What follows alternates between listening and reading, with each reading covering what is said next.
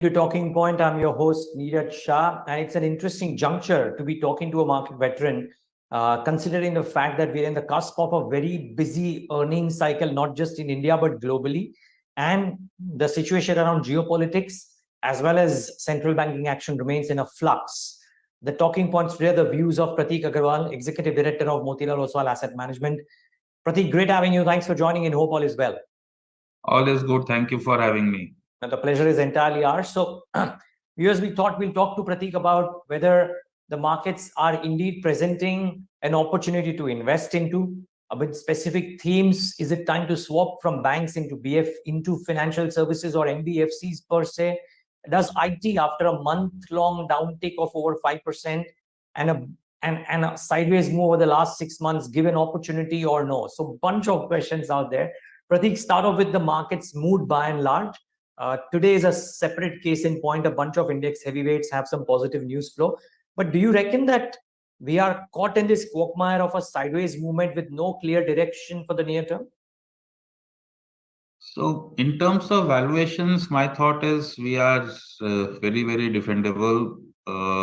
Which kind of means that going forward, we should expect earnings growth kind of compounding. Now, earnings growth 24 over 23, while we have pretty rosy projections from the street, chances are it will get down, but still it will be 13-14%.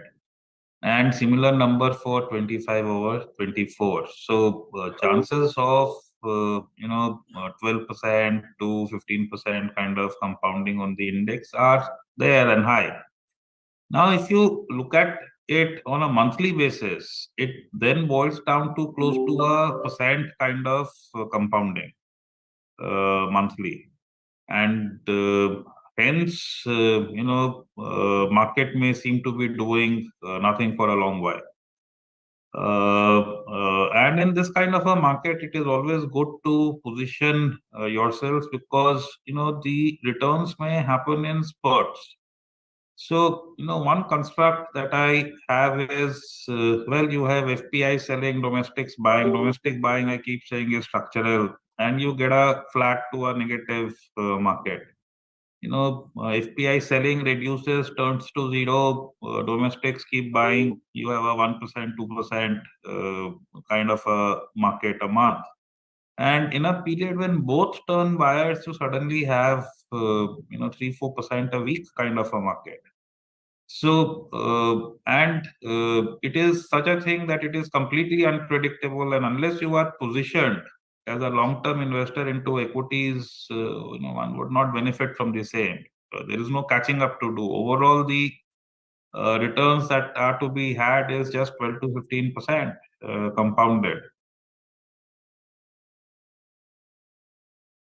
Now, while we were pausing, one more thought came to the mind, which is before April, Neeraj, are you there? Neeraj?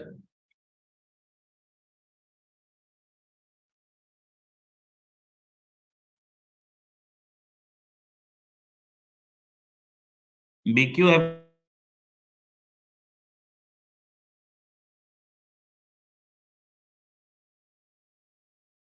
My internet was a bit soft, Prateek, but I got mostly the sense of your answer. Were you making a finishing point, Prateek? Yeah. No, so what I was trying to say is, before April, if you looked at post-tax returns for investors in India, clearly debt seemed to be a tad more attractive versus equities. But now, after the taxation changes for domestic investors, equities have turned more attractive.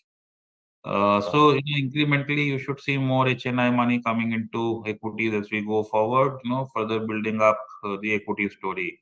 The same thing when you do on a global side still points to, overseas debt being more attractive, 4 to 5. So don't expect too large an FPI inflows anytime soon. Got it. Prateek, there is so last 1 month when I've spoken to people and I heard convincing arguments about the possibilities of the earnings growth not matching up to expectations for 24-25, and therefore the market likely be in a sideways zone or a very or a band move, the proponents who are bullish in nature say that that won't matter because there are enough stories under the hood which will actually give you phenomenal returns as long as the market doesn't do too much damage. Now, I want to understand from you, Prateek, if your belief is similar, my question is, what is your market cap portfolio allocation? Are you more inclined towards the broader end of the spectrum as opposed to Nifty and large caps? And if so, is the percentage allocation materially different from what it was, say, 12 months ago? I changed jobs over 12 months. So. But your thought process doesn't change, Prateek. We get you for your thought process and not the place that you are in. Yeah. No, so one, why people are saying that next year could be a very soft year on earnings, and I think the reason is that next year the nominal growth of the economy could be just 10.5%. That is the budget number, and it could be lower as well. Now, the story for next year is less of sales growth; it is more of margin growth. Many spaces have increased prices while commodity prices were higher, and if the prices take, so pricing power, pricing discipline here is super important. We should end up seeing margin increase, and margin increase, funnily, is across the board. So even commodity companies will show margin increase because stuff that they imported, for example, cooking coal, etc., may have fallen in price. So next year is a margin growth story. Now there is another thought, which is if central banks tighten, how would global growth be? 50% of our index earnings are linked to international happenings, commodities, IT kind of stuff, and then what happens? Now, thing is, most of the central bank money when they were expanding sat on the bank's books. Very little of it actually went into corporate or got on lend. And hence, when central banks tighten, it is what money they gave for free, they are getting it back. So, impact on growth because of this may not be much. The multiplier that banks are supposed to deliver may have happened, but to a very small extent. And hence, damage, if any, would happen way later than earlier, is the understanding. And as far as India is concerned, while today the central bank keeps talking of continuing to reduce liquidity, more neutral policy stance, etc., but overwhelming desire is growth. Sure. And with our forex reserve now moving up, the degrees of freedom with our central bank has definitely increased. So you saw them pause way before the West paused rate increases, and I think the trend will continue. Now, with this kind of a backdrop, and there is one more thought. The other thought is, if you look at the index, IT is 10-11% of the index. It had a not so nice quarter. Outlook is still hazy, and sitting in America, sitting in India, trying to gauge what is happening in the US. Well, we are followers, not leaders of the trend. So maybe this space move sideways is one thought. Second, in financials, which is the other large space, several of the entities are having an issue of regime change, of mergers, of maybe names tapering off over the next 1 year. And when these things happen, once again, especially for the first two reasons, investors do pause. This is a year where once the MSCI kind of events are behind us, two names will get large flows if things go right, and may have some implications there. But once it goes behind, I think for rest of the year, we are in a construct where after a long while, alpha generation could seem to be good, especially because the chunk of the index may kind of do nothing, the top end of the index, and then it would be the other stories, maybe some bit engineering, maybe other spaces which end up running with the better. So therefore, I guess that stock-specific bias and a non-nifty bias might be warranted in the current circumstances. So which is how we are positioned. It's not that we don't have Nifty, but lesser weightage versus Nifty in most of the large Nifty spaces. More bottom-up ideas in those spaces. So, for example, in tech services, there are spaces linked to the US, linked to one or two sectors which are seeing a spot of bother. We are not there. More there with smaller companies which are focused on verticals which have tailwinds.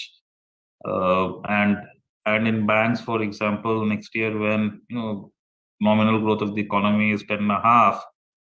This year when it was 15, this year meaning FY23 when it was 15%, most banks stayed over 15%. Most banks that we bother looking at. Next year when it falls to 10.5%, doing a reasonable growth would become more difficult.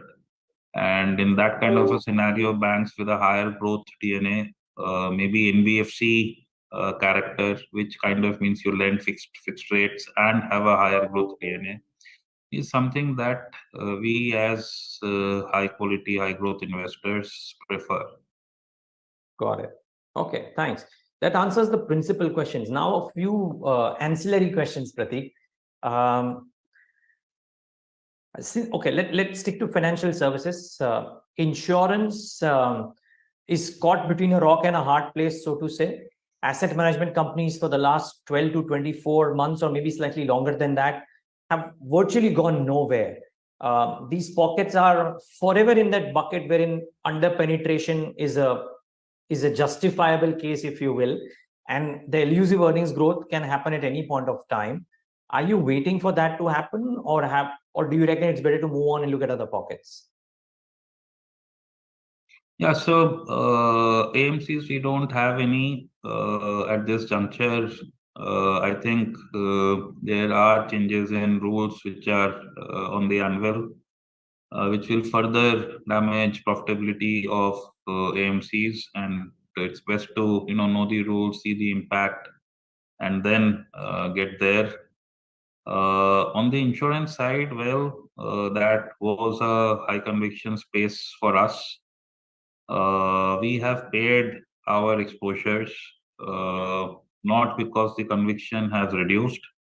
It has been trying, and I think I would share that some names hit our stop losses, and we have had to take a harder call there.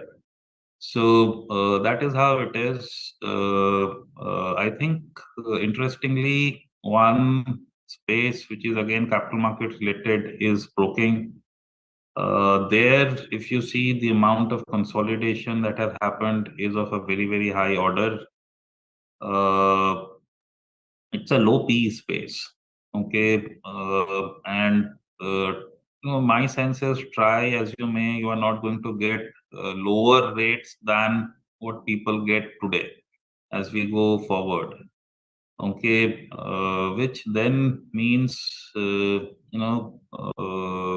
versus earlier when people thought these businesses will go down to zero, there could be a change in thought process. So we are not there in mutual funds. We are there in insurance, still an overweight position for us, but lower than what we used to be. We have some exposure to broking businesses, especially the digital businesses. So that is how it is.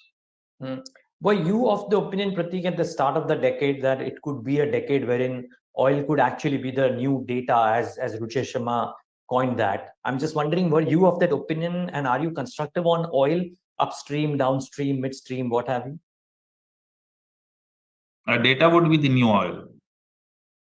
No, yeah. So he said that, oh, he believed that oil will actually be the data of this decade because oil is severely under invested in, and we could see the repercussions of that. So he actually reversed that term, so to say. So I'm trying to understand if you also thought like that. Are you constructive on energy?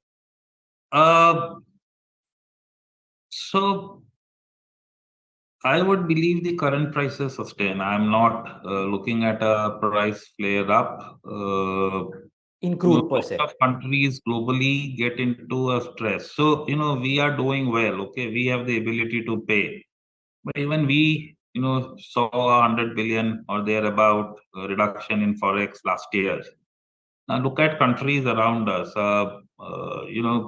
are in deep stress. What happens if oil moves up $20?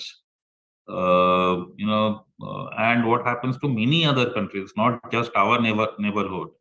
So if you price something so high that buyers can't afford, then prices can't stick.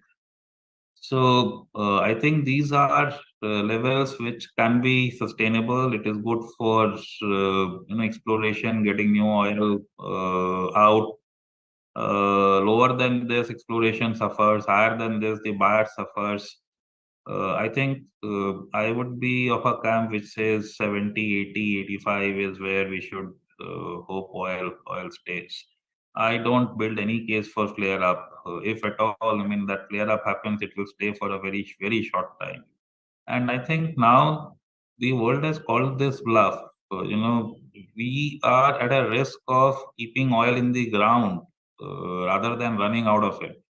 In the past, we thought in 20 years we will run out of oil. No, all through the childhood, we just heard that and always wondered how will we drive cars and so on. Now, the fear is the opposite. People will be left with oil in the ground and useless. So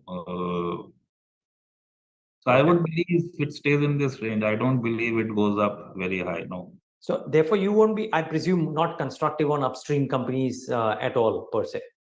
Not upstream companies. Any which ways we don't do commodities because in quality and growth we want sustainability of profits, predictability of profit streams, and that doesn't happen too much with mining upstream companies.